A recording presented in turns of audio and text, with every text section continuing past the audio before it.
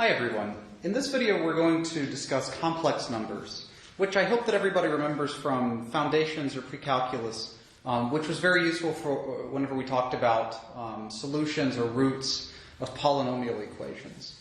So these come up in trigonometry because there's a natural connection that they have with polar coordinates. And it's really nice. If you view them in this context, there's not much difference between these and polar coordinates, except we get to do a lot of nice algebra with them. All right, so let's recall that we have z equals to a, ooh, that's not a good a, a plus, let me start over. Z is going to be equal to a plus bi, where a and b are real numbers, and I is going to be the number square root of -1. Yeah? So if z is equal to a plus bi, this is called the standard form. This is the standard form of a complex number.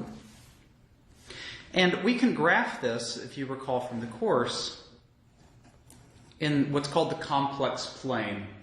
In the complex plane, we're going to put the real part, which is just the number, the real number sitting all by itself, is called the real part, will be graphed on the x-axis, that's our real number. The y-axis will be called the purely imaginary axis, I times r. What we graph on the y-axis is going to be b times I, right? It's real number times I, real number times I. So with this, we can sketch a number, complex number z equals a plus bi in the following way. Well, we're going to travel a units in the real line, and then we're going to travel b units in the purely imaginary direction. And everybody now being conditioned by trigonometry says, oh boy gee howdy, there is a right triangle if we just draw one more line, isn't there? Yeah. Well, now let's label it in the same way that we labeled polar coordinates. Let's call that theta. Let's call this edge r. What do we know? We know that r squared is equal to a squared plus b squared, because we know polar coordinates, right? And we know that the tangent of theta is equal to b divided by a. Also from polar coordinates, what is a in terms of theta and r? A is going to be equal to r times cosine of theta, and b will be equal to r times the sine of theta, right? R is usually going to be referred to, if it's positive, we'll call it z with bars around it, which you can call the absolute value of z. This is going to be equal to this positive square root of a squared plus b squared. This is the absolute value of z, or the modulus of z. What this is in terms of absolute values, remember from like second grade, what is an absolute value? It measures distance from the origin, right? Well, that's exactly what this value r is. It's distance from the origin, and in this two-dimensional setting, we compute it with the Pythagorean theorem. So this absolute value notion extrapolates quite nicely and quite naturally from second grade ideas. All right, and so let's use these two equations to rewrite our complex number. Remember that a plus bi is the standard form. We have something called a polar form of a complex number. Well, what's a equal to? It's r times cosine of theta, plus what's b equal to? R times the sine of theta, times I.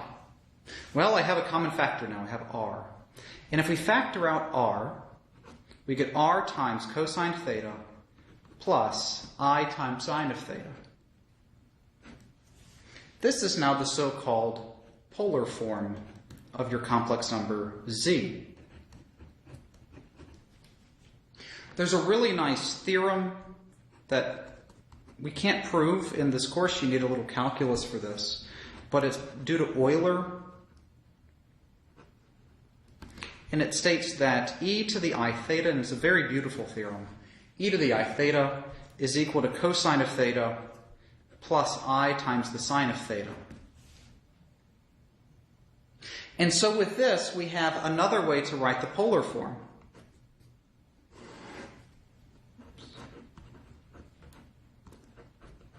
Another way to write the polar form, rather than z equals r times cosine of theta plus I times the sine of theta.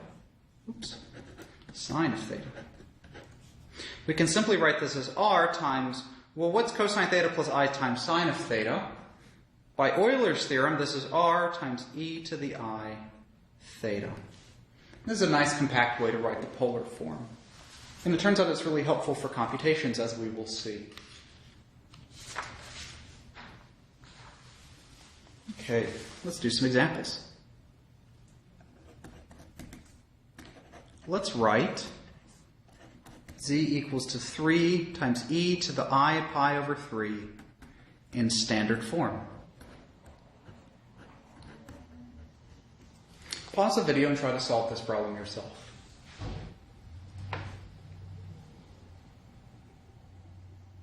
Well, I know that z will be equal to 3 times. By Euler's theorem, what's e to the I theta? It's cosine of theta, which is pi over 3, plus I times the sine of theta, which is still pi over 3, right? Now, what is cosine of pi over 3? You get 1/2 plus I times sine of pi over 3 is root 3 over 2. Let's distribute my 3 in. We get 3/2 plus 3 times the square root of 3 over 2 times I. And there you go. That's not so bad, is it?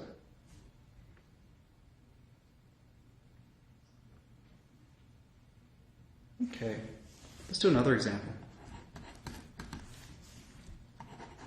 Let's write z equals -5 minus 5i in polar form. So, pause the video, try to work this problem yourself.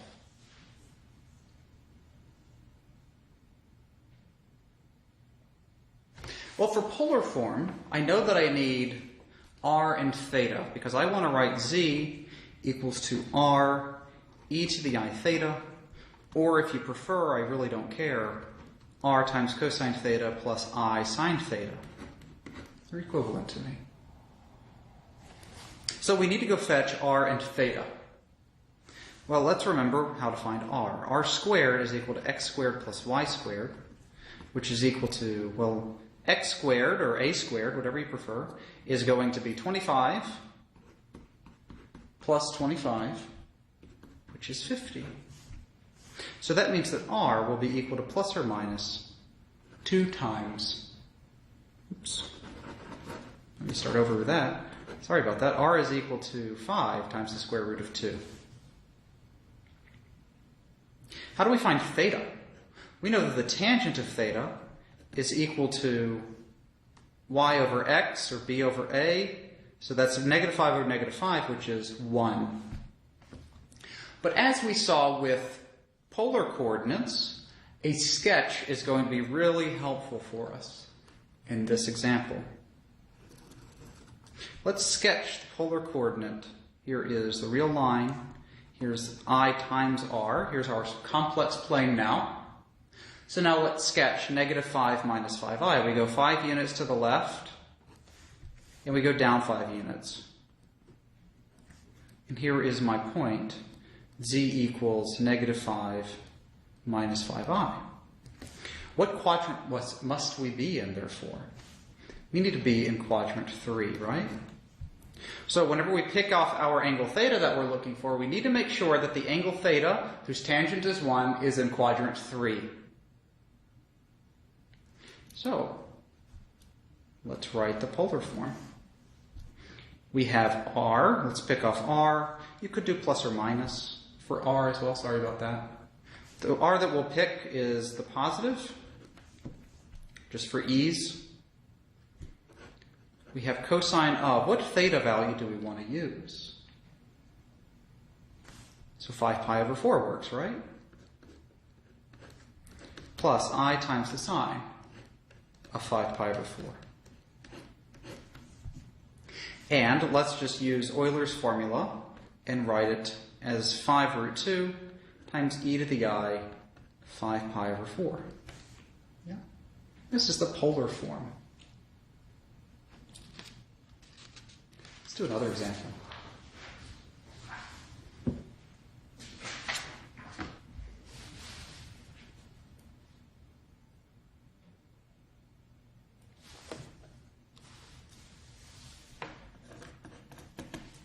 It's a good question that I like.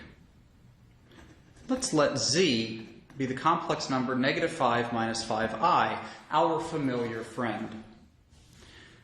Let's compute z to the 11th power in standard form.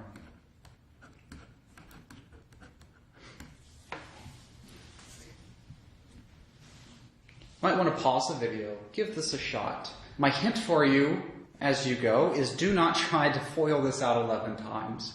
First, the strategy is going to be to convert this to polar form and then exponentiate it once we have it in polar form.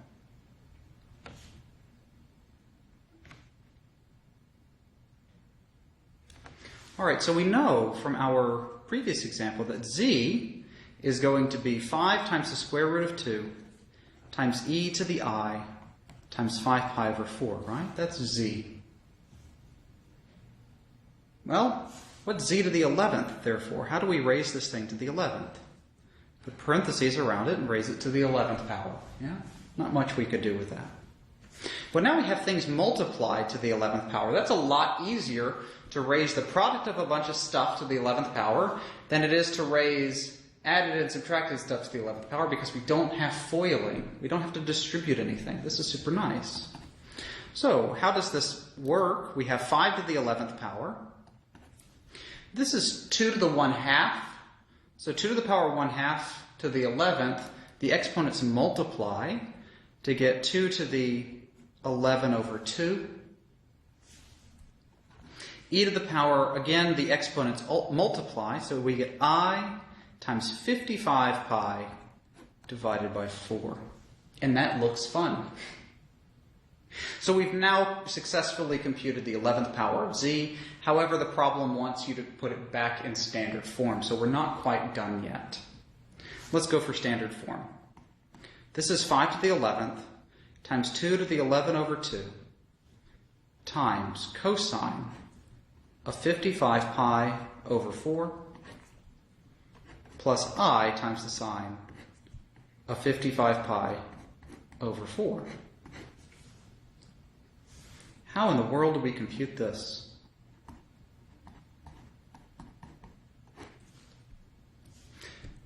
I know that there's coterminal angles happening here, right?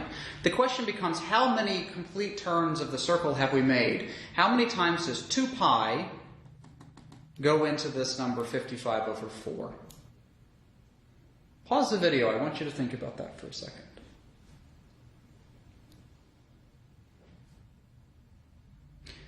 Well, I know that 2 pi is the same thing as 8 pi over 4, right? How many times does 8 go into 55? How many times does 8 go into 55? It's 6 times, yeah? So I know that I have 6 full revolutions have happened here. So 6 full revolutions is going to be 12 pi. Plus, what's left over? 7 pi over 4. Plus I times the sine. Same thing. 12 pi plus 7 pi over 4. Let's just verify to make sure that we haven't made any mistakes. Let's get a common denominator. The common denominator will be division by 4, right? So we get 48 plus 7, and 48 plus 7 is indeed 55, which is what we want. Except now we get to use coterminal angles to actually compute this. So what is the cosine of a coterminal angle of 7 pi over 4? It's just going to be the cosine of 7 pi over 4, right?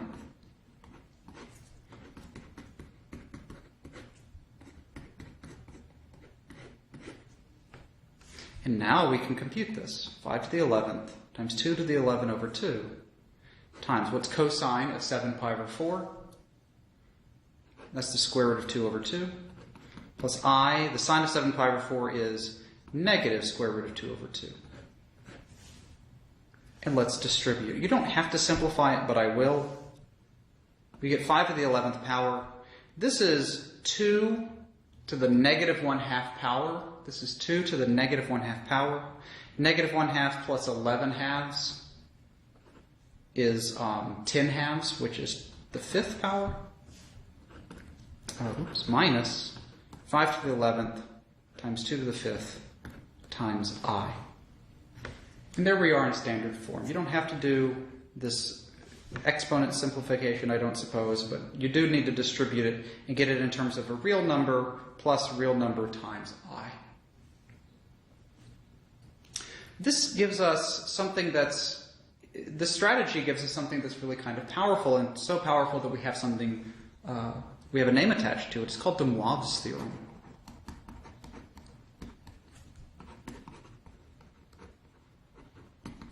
And it states simply that r times e to the I theta raised to the n is equal to r to the n e to the I times n theta, which is exactly what we saw, right? It's r to the n, e to the I theta to the n, but then the exponents multiply. In the context of cosines and sines, de Moivre's theorem tells us that r times cosine of theta plus I times the sine of theta, which is exactly what this is, to the nth power, is equal to r to the n times cosine of n theta plus I times the sine of n theta. And that's exactly what you get if you unpack this guy. It's e to the I times n theta, which is cosine of n theta plus I sine n theta, right? That's by Euler's theorem. But this is so important, even has a name for it. All right, guys, so I hope that this helps. You have all the information now that you need to work on the Unit 9 quiz. I've also posted, we have the vector video and this video as well for Unit 9. Feel free to send me an email with any questions that you have. I'm happy to help in any way that I can. And I look, there will not be any more videos. Sorry about that. And I hope that you've enjoyed everything. Let me know if you have any questions whatsoever. Thanks so much for watching.